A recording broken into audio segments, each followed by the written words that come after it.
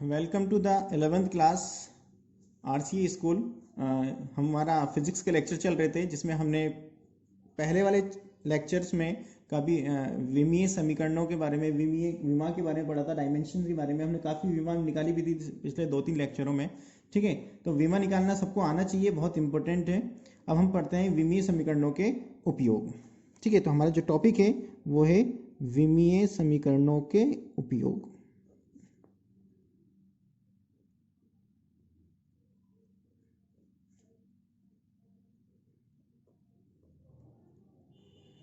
विमीय समीकरणों के उपयोग।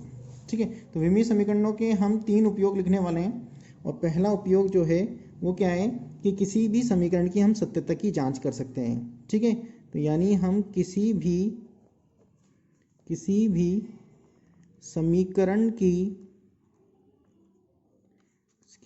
समीकरण की सत्यता, यानी वो अब जब हम इक्वल में लिखेंगे, ठीक है, तो बराबर की इक्वेशन लिखते हैं तो बराबर में है या नहीं इस बात की जांच कर सकते हैं, यानी इक्वेशन सही है या नहीं, सत्यता की जांच कर सकते हैं।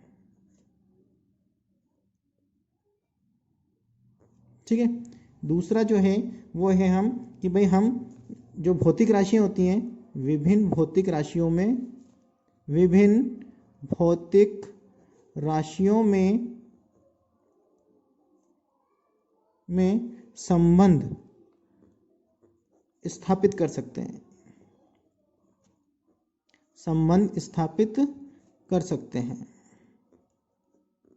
यानी रिलेशन निकाल सकते हैं, फॉर्मूला डिराइव कर सकते हैं कि फॉर्मूला कैसे आ रहा है। ठीक है, और तीसरा जो लास्ट है हमारा वो है कि हम एक मापन पद्धति से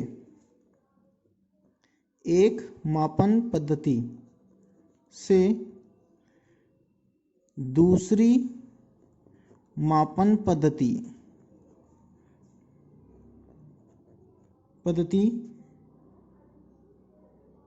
में परिवर्तन, यानी हम एक मात्रक पद्धति, देखो मात्रक पद्धति के बारे में मैंने आपको पहले बताया नहीं था, तो मैं आपको बताया था मात्रक पद्धति जो है वो 3 प्रकार की मात्रक पद्धतियां हम पढ़ेंगे।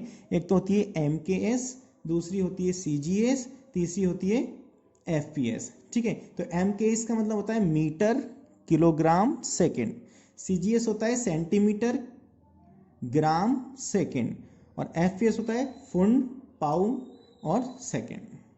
ठीक है, तो हम विमीय समीकरणों की सहायता से हम एक मात्रक पद्धति यानी MKS से CGS, CGS से MKS, FPS आदि में राशियों को परिवर्तित कर सकते हैं। ठीक है, कैसे करेंगे वो हम आगे वाले टॉपिक, मतलब आगे हम पढ़ेंगे। ठीक है, लेकिन हम पहला पढ़ने वाले हैं, जो पहला टॉपिक है हमारा कि हम किसी भी समीकरण की सत्यता की जांच कर सकते हैं। ठीक है, यानी हमें क्या करना होगा, इसमें हमें दोनों पक्षों की विमाओं की तुलना करना है। कोई भी फॉर्मूला अभी हम एग्जाम्पल के जरिए समझेंगे, लेकिन हमें जैसे कोई भी फॉर्मूला लिखा होगा, ठीक है, तो उसके लिए हम क्या करेंगे, हम दोनों तरफ की विमा निकालेंगे। अगर दोनों तरफ की विमा सही आती है, इक्वल आती है, तब तो इक्वेशन सही होगी, अदरवाइज वो इक्वेशन गलत होगी, इक्वेशन सही नहीं होगी। ठीक है, तो हमारे पास इसको हम क्वेश्चन से समझें कि भाई हमारे पास एक क्वेश्चन दे रखा है कि S बराबर UT plus half AT square की जांच करो कि ये फॉर्मूला वैसे सही। अब हमें पढ़ा है गति के नियम, तीन समीकरण है, उसमें से सेकंड समीकरण है ये। पहली समीकरण होती है V बराबर U प्लस AT, दूसरी समीकरण होती है S बराबर UT plus half AT square, तीसरी होती है V स्क्वायर बराबर U स्क्वायर प्लस 2S। ठीक है, तो ये सेकंड समीकरण है, वैसे है ना, वैसे सही है, ये आंसर सही आएगा हमारा, लेकिन हम इसकी जांच कर रहे हैं कि ये सही है या नहीं। तो हमें सबसे पहले तो ये पता होना चाहिए कि इसमें S क्या है, हमें U क्या है, T क्या है, A क्या है और T क्या है। ठीक है, तो हमें पता होना चाहिए S, हमें पता है S यहाँ पर होता है विस्थापन, आपको दे रखा होगा, अगर अदरवाइज आपको पता होना चाहिए कि यहाँ पर क्या होता है, S विस्थापन। U होता है वेग, प्रारंभिक वेग होता है वैसे तो, प्रारंभिक वेग। T क्या है यहाँ पर, समय। 1/2 संख्या होती है, इसको नहीं लिखते हम विमा में। A क्या है, त्वरण, और वापस T क्या है यहाँ पर, समय। तो हमें ये सब बातें पता होनी चाहिए निकालने के लिए। ठीक है, तो हम यहाँ पर देखो, इस वाला पार्ट बराबर के इधर वाला पार्ट होता है, इसको तो हम बोलते हैं LHS, और इधर वाले को बोलते हैं पूरे को RHS। तो अगर LHS की विमा RHS की विमा के बराबर आ जाती है तो हमारा ये क्वेश्चन सही होगा, मतलब ये फॉर्मूला सही होगा। अदरवाइज नहीं होगा। ठीक है, तो मैं सबसे पहले जो सोल्व कर रहा हूँ वो क्या कर रहा हूँ कि मुझे निकालनी है LHS की विमा। क्या निकालनी है? LHS की विमा। अब मुझे पता है LHS की विमा में हमारे पास एक ही पद है, वो लिखा हुआ है S, और S विस्थापन है, और विस्थापन को हम कैसे लिखते हैं? L1 से। तो M 0 है, L 1 है और T 0 है। तो मेरे पास डायरेक्ट फॉर्मूला है। इसका फॉर्मूला क्या है? डायरेक्ट है। हमें पता है कि दूरी हो, विस्थापन हो, त्रिज्या हो, चौड़ाई हो, हम उसको सिर्फ L से व्यक्त करते हैं। तो L आ रहा है, S एक विस्थापन आ रहा है, इसलिए L1 लिख दिया। अब मैं यहाँ पर निकालूंगा किसकी विमा? अब मैं निकालूंगा यहाँ पर RHS की विमा। RHS की विमा, ठीक है। तो RHS की विमा पे मैं जाऊँगा तो मेरे पास ये लिखा हुआ है इक्वेशन पूरी।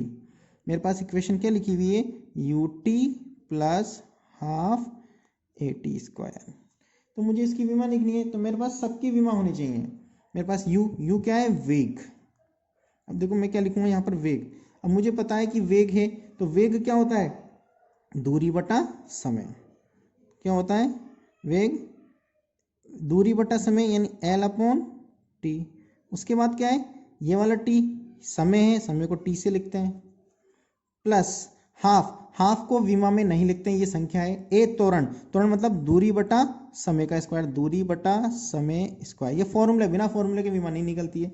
ये टी स्क्वायर यानी टी स्क्वायर। तो ये कितना हो गया? टी स्क्वायर से टी स्क्वायर गया, टी से टी गया। हमारे पास क्या आ गया? हमारे पास इक्वेशन आ गई L प्लस L। हमारे पास इक्वेशन क्या आ गई? ध्यान रखना, हमारे पास इक्वेशन आई है L प्लस L। हमारे पास इक्वेशन आई है L प्लस L। सिर्फ ये बच रहा है। L प्लस L का मतलब 2L, ना कि L स्क्वायर। ध्यान रखना, L स्क्वायर और 2L में बहुत फर्क है, जोड़ रहे हैं, गुणा नहीं कर रहे। ठीक है, तो 2L, तो यहाँ संख्या को तो हम लिखते ही नहीं है, कुछ संख्या का कोई मतलब ही नहीं होता विमा में। तो हमारे पास सिर्फ एक L आया, यानी इसकी विमा टोटल क्या बची? सिर्फ यही आंसर है, मतलब यानी M नहीं आ रहा, 0, L आ रहा है एक बार और T नहीं आ रहा। तो देखो अब यहाँ पर M0 L1 T0, ये किसकी विमा है? RHS की। और हमने जो निकाली थी LHS की विमा, वो भी क्या है? ये M0 L1 T0। यानी हम कह सकते हैं कि जो LHS की विमा है वो बराबर है किसके? RHS की विमा के। यानी ये फॉर्मूला जो है वो सही है, ये फॉर्मूला जो है वो सही है। तो इसी प्रकार से हम आगे और भी सत्यता की जांच कर सकते हैं। कोई सा भी फॉर्मूला हो उसमें हम अप्लाई कर सकते हैं। तो जैसे हम एक फॉर्मूले की ओर जांच करते हैं, और ठीक है, तो फॉर्मूले तो बहुत सारे हैं हमारे पास, कोई भी फॉर्मूला अपन अप्लाई कर दें और देखते हैं। ठीक है, तो एक क्वेश्चन और करते हैं हम आगे।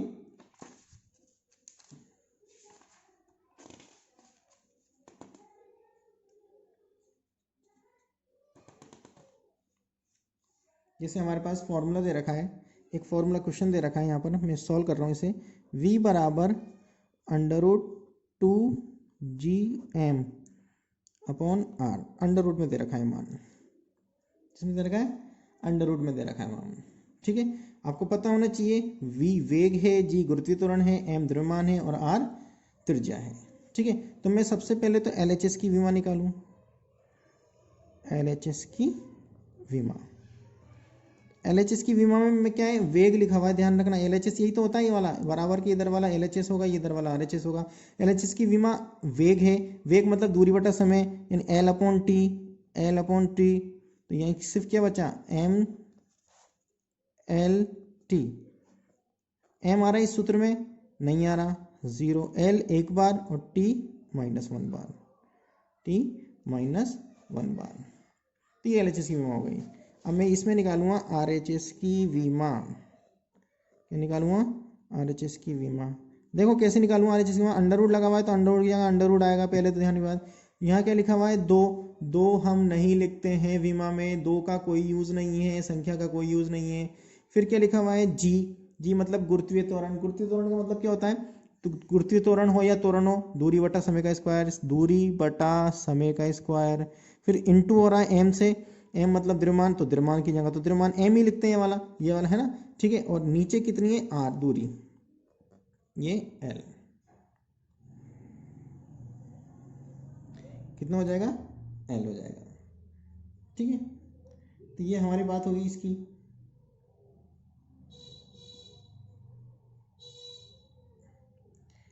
अच्छा, यहाँ पर गुरुत्वीय त्वरण नहीं है, एक बार ये ध्यान रखना, ये गुरुत्वीय सार्वत्रिक नियतांक है।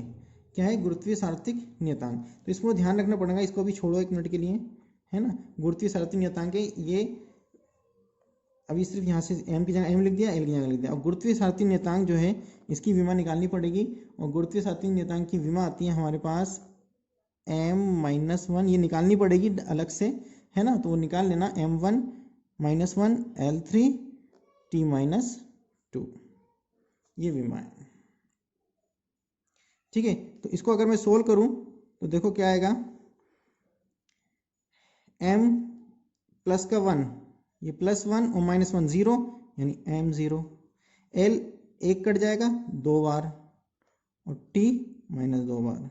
लेकिन ये किसके अंदर है, अंडर रूट। अंडर रूट का मतलब अंडर उठा हुआ तो घाते आधी, जीरो के तो जीरो ही रहेगी, l 1 हो जाएगी और t -1 हो जाएगी।